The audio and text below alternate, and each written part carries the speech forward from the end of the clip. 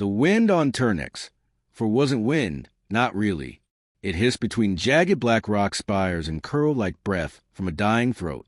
Dust lifted in swirls of pale ash, gliding across a landscape that looked scorched by ancient gods. Dr. Eli Mercer adjusted the seal on his helmet and tapped his wrist pad to start the audio log. Day 47. Coordinates 42.77 by minus 19.3. I followed a new trail today. Something large, possibly quadrupedal. Spacing suggests intelligent group movement. Definitely not random scavenging. The pack is adapting. Starving but organized. He stopped. The air here always made him pause. Turnex, for it wasn't a planet. It was a test. And somehow, it felt like the test wasn't for the creatures living here. It was for him. Eli moved slowly through the thick undergrowth, his boots crunching against dry roots and splintered shells. The forest had no green, just grays and reds, fungal stalks, and copper-colored moss that pulsed faintly in the gloom. Life clung to survival in strange, silent ways. He crouched at the base of a gnarled stump. Deep claw marks gouged the bark. Parallel, purposeful, each one longer than his forearm. Fresh, he muttered. His heart rate spiked, not from fear, but awe. He'd tracked these patterns for weeks, each time growing more certain. This was no mindless predator. The spacing of the prints, the signs of coordinated hunting. This was behavior, a system, maybe even culture. He took a sample, scanned the grooves with his wrist pad, then stood up and looked around. The canopy above was dense, filtering weak sunlight through sheets of crimson haze. A low rumble made him freeze. Not thunder. Closer. Eli turned slowly. Nothing. His fingers tightened around the pulse beacon at his belt. One push, and a distress signal would shoot straight to orbit. He could be on a ship in 10 minutes. Safe. Forgotten. He let go. No, he whispered. Not this time. Eli set up camp near the cliff edge where the valley dipped into mist. His drone buzzed overhead, scanning, recording. The creature was out there, watching. He opened his pack, pulled out a ration bar, and chewed without appetite. Synthetic peanut butter and algae protein. It didn't taste like much, but it was fuel. Then he felt it again. That weight. Not footsteps. Presence. A knowing silence pressing against his skin. He didn't look around. Just reached into the pack again and pulled out a second bar. Slowly, deliberately, he placed it on the rock beside him. Come on, he said softly. Let's see if you're more than teeth. They had told him he was insane. Not directly, of course. He was ambitious. Idealistic. The kind of man who got himself killed chasing something nobody else could see. But Eli knew what he was doing. He'd watched them destroy the Solari, gentle insectoid bipeds who only ever reacted in defense. The corporation had wiped them out in 2 days.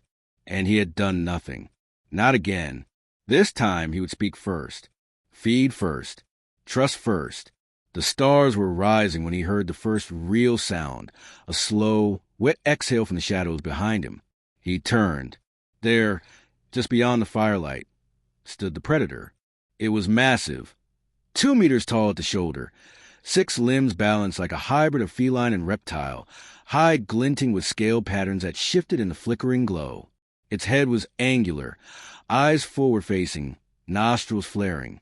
The eyes stopped him cold. Not wild, not rabid, just tired. Eli raised his hand slowly, palm open, and gestured toward the ration bar beside him. I don't know if you can understand this, he said quietly, but if you're starving, I won't watch you die. The creature stepped forward, one slow, measured pace.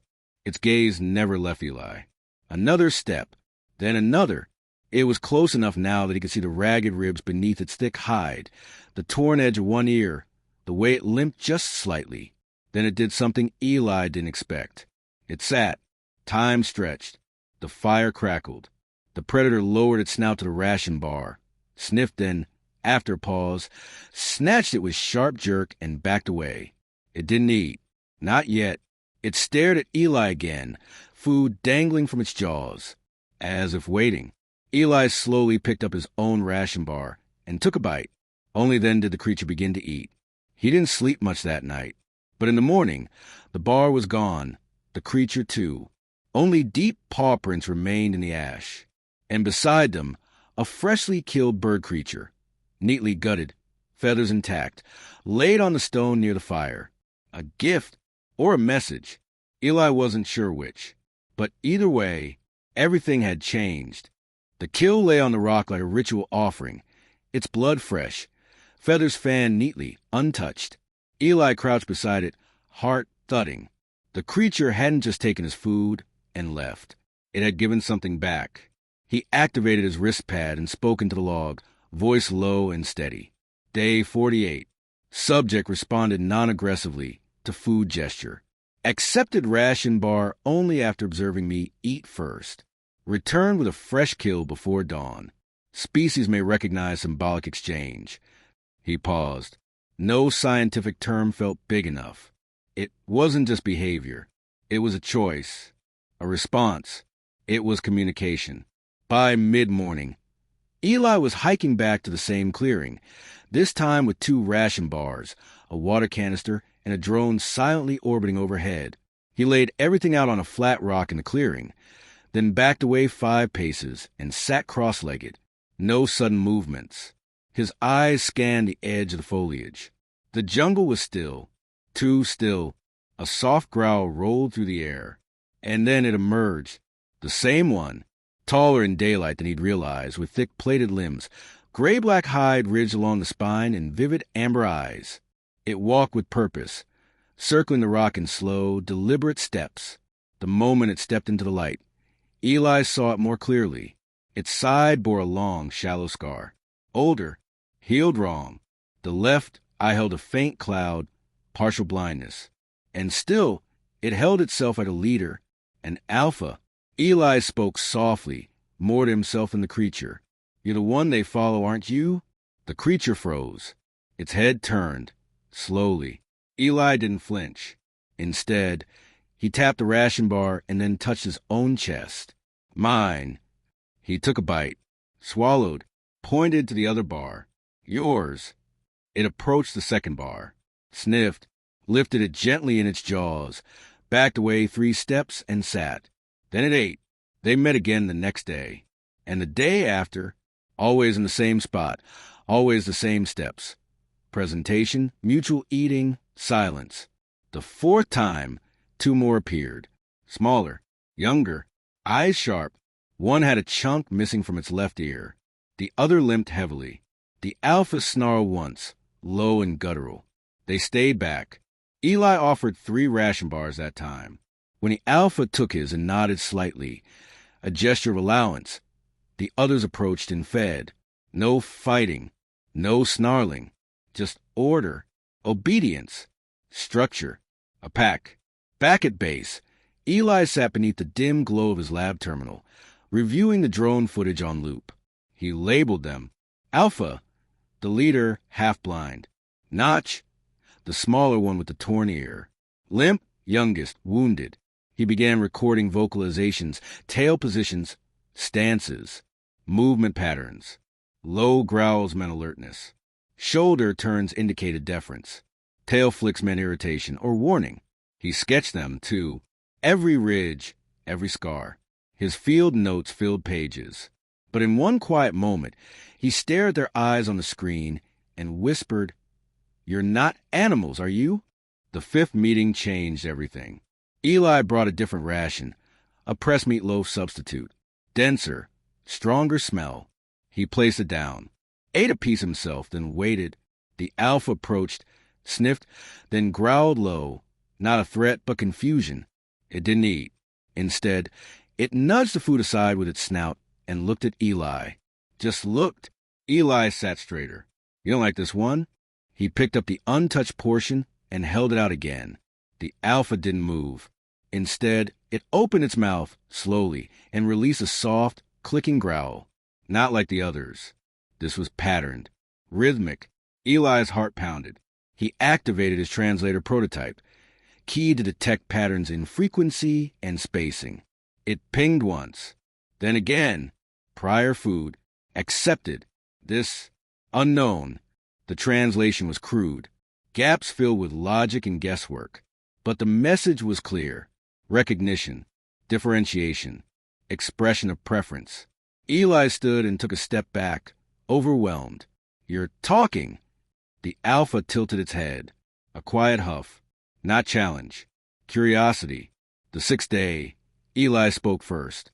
"I don't know if you understand words or just tones, but I want you to know I'm not here to hurt you. I'm not here to take anything." The alpha stared. "I want to learn. That's all. Just learn." He pointed to the others. "Them too." He tapped his chest. "Eli." Then pointed. "You." The alpha didn't respond, but it stepped closer than ever before. Its breath was warm, thick with scent. It lowered its head, touching the flat of its skull against Eli's chest plate. For 1 second. Then it turned and walked away, the others following.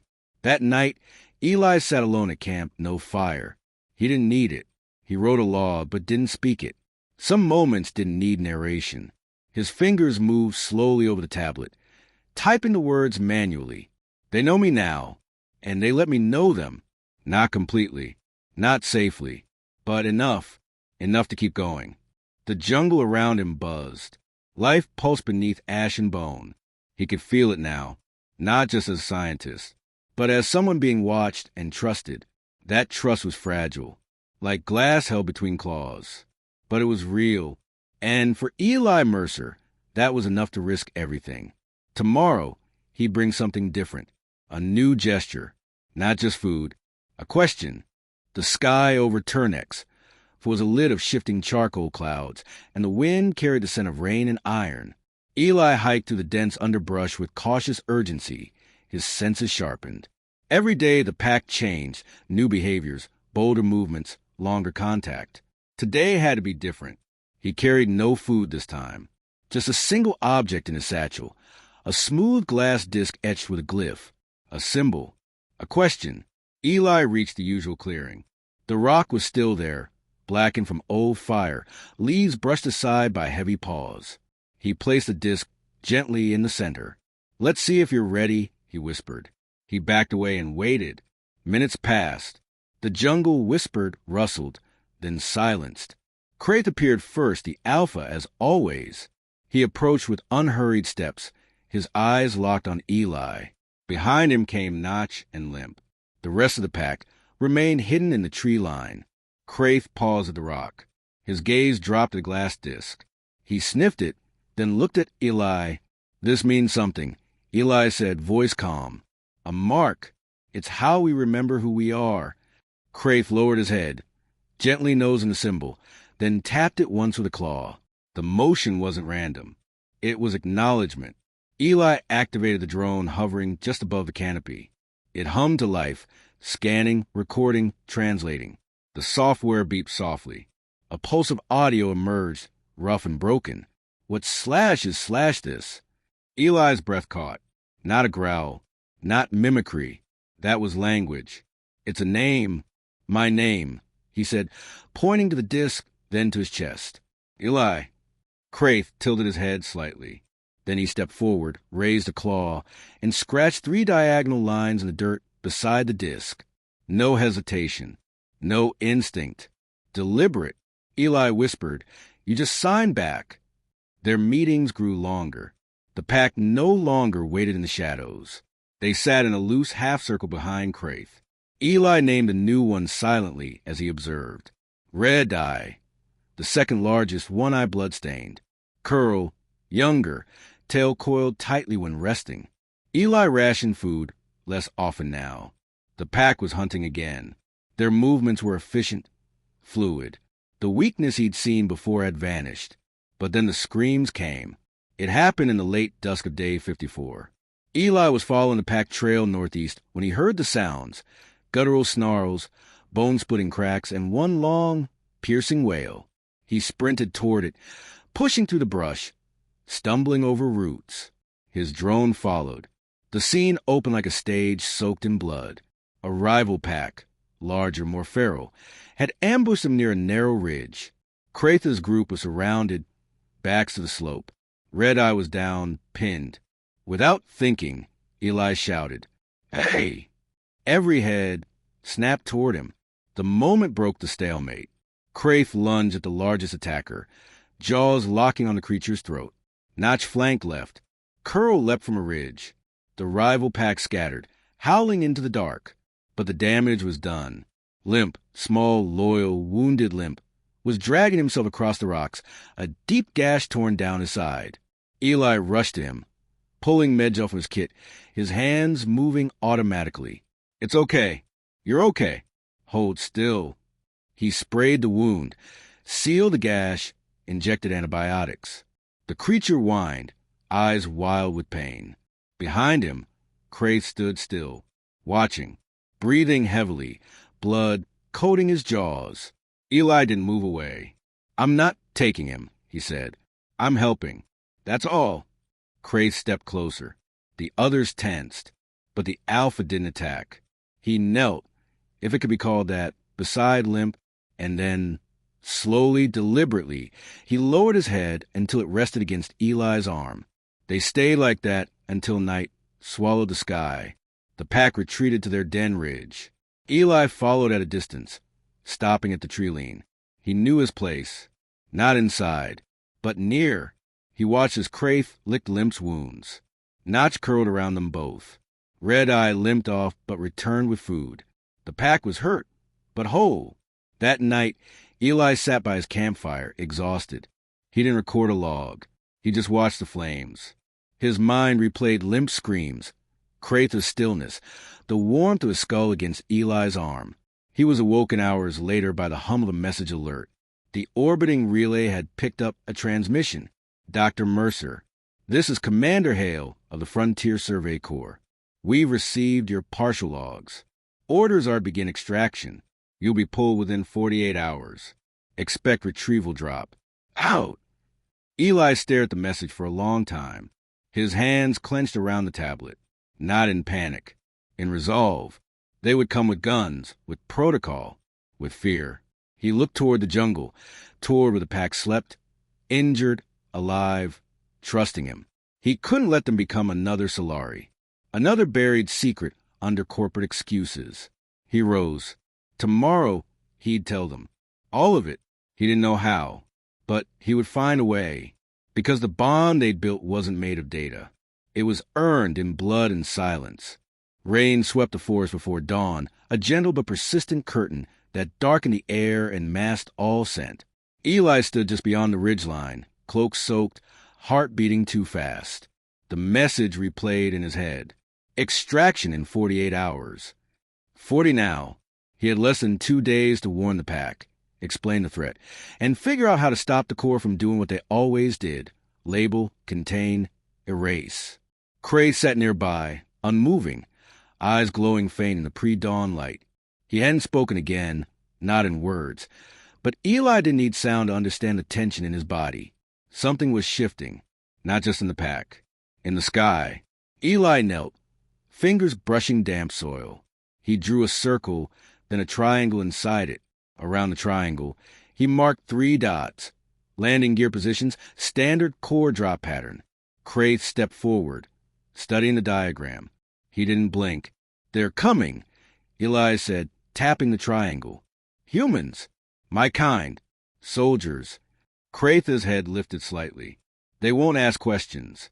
They'll see you as threats. As animals. Eli looked up. I don't want that.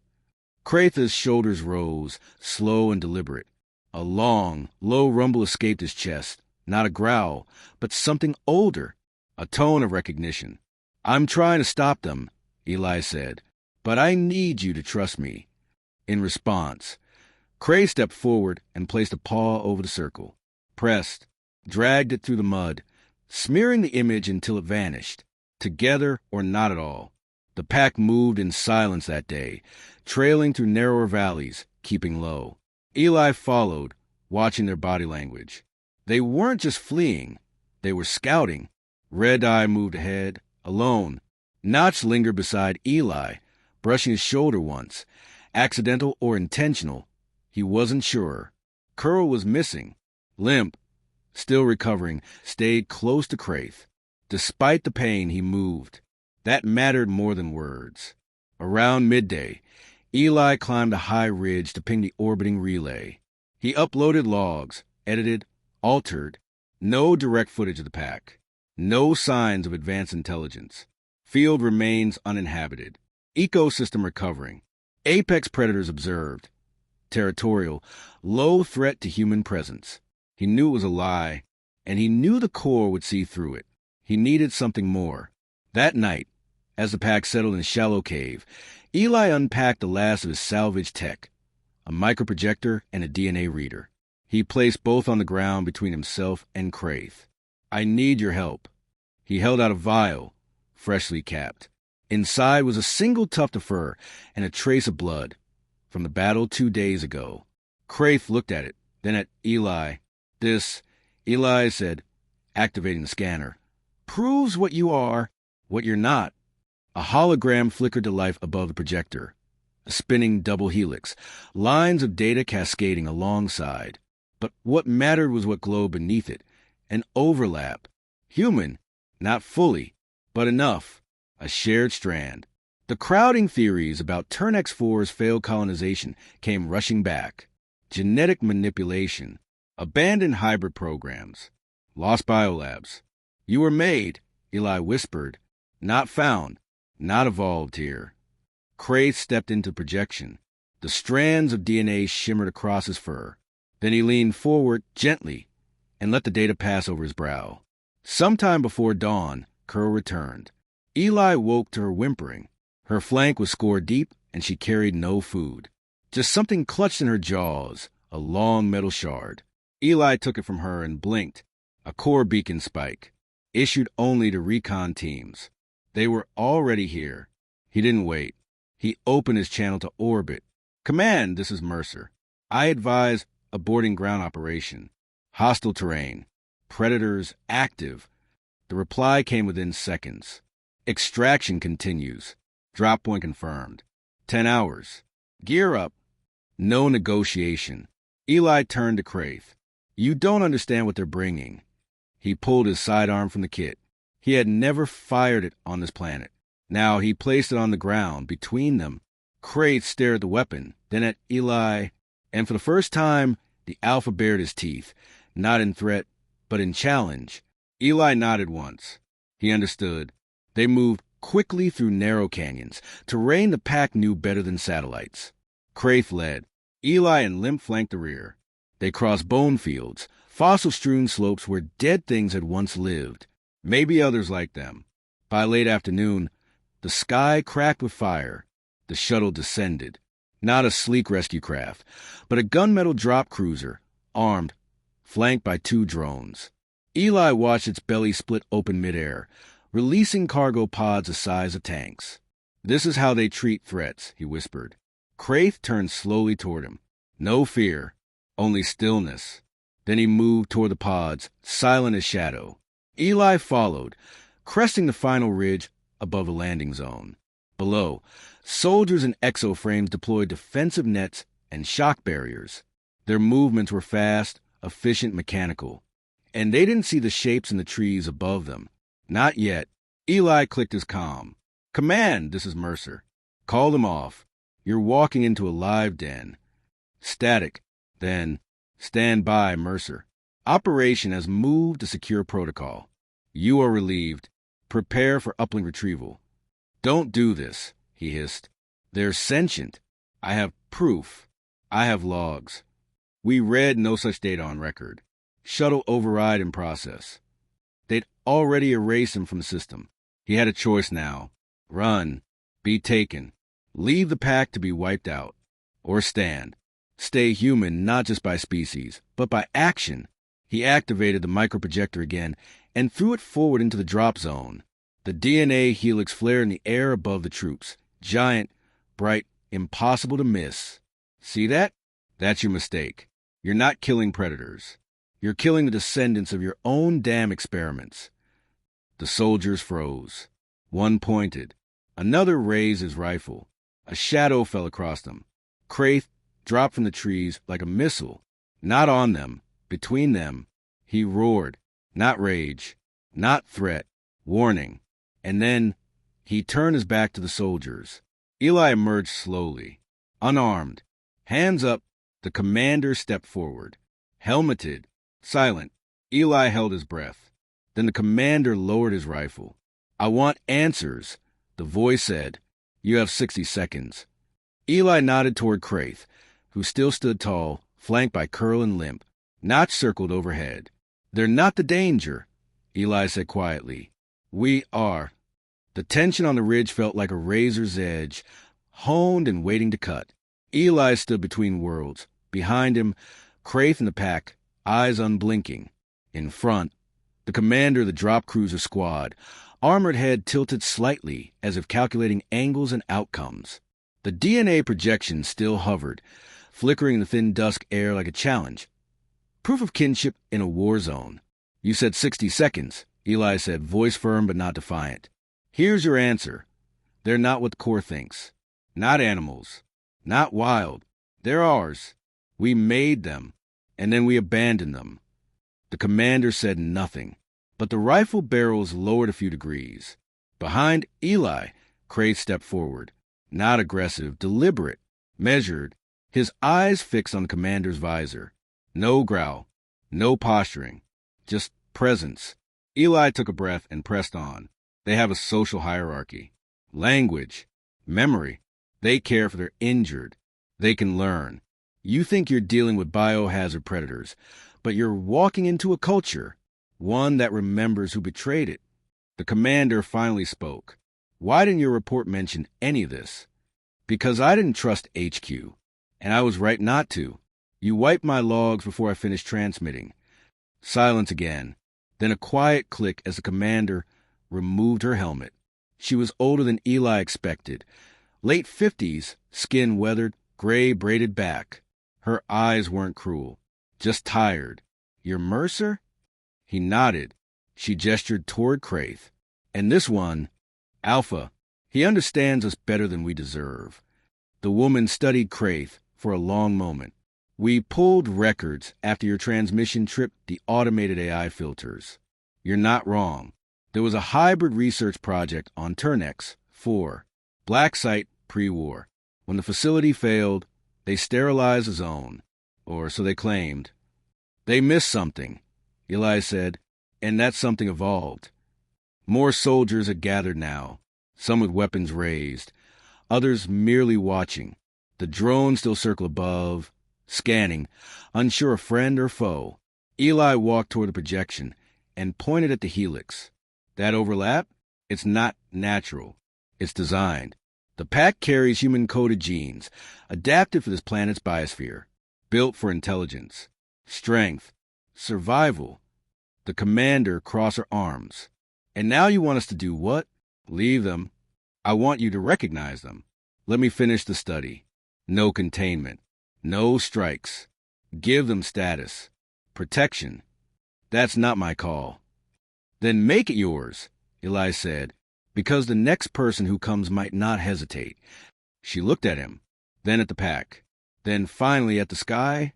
Night fell slow and heavy. A temporary ceasefire held. Craith sat by the flickering beacon fire, flanked by Notch and Curl. Limp rested farther back, leg bound in a brace Eli had fashioned from a drone leg and his last medical wrap. They didn't speak, but their presence meant agreement, understanding. The soldiers maintained a perimeter, tense but calm. No more weapons aimed. No sudden moves. Eli sat with the commander on the edge of the cliff, overlooking the valley where his shuttle was scheduled to extract him. "You could have left," she said. "They would have died. You think you changed something today?" "I think they did," Eli said quietly. "I just listened." The woman leaned forward, elbows on her knees. "We have protocols. This breaks all of them." "Then rewrite the damn protocols. You owe them that." She didn't answer, but didn't argue either. In the early hours of morning, the uplink activated. A hollow tone echoed to the forest as a secondary shuttle descended. Cleaner, unarmed, meant for science teams, not strike forces. The commander stood near the signal mast. "HQ approved temporary research status. You've got 60 days. Eli blinked. "Seriously?" She didn't smile, but there was something softer in her voice. They want data. You've got one shot. If you're right, maybe we talk peace. If you're wrong, I'm not wrong. She nodded once, then turned to her team. Fall back to base. Leave the biologists here. Keep the drones. Eli stepped toward her. You're not staying? I've seen enough. She looked at Kraith, who had stood silently by her for the past hour. Tell your Alpha, thank you. When the shuttle lifted off, the pack watched in silence. Dust curled around their feet.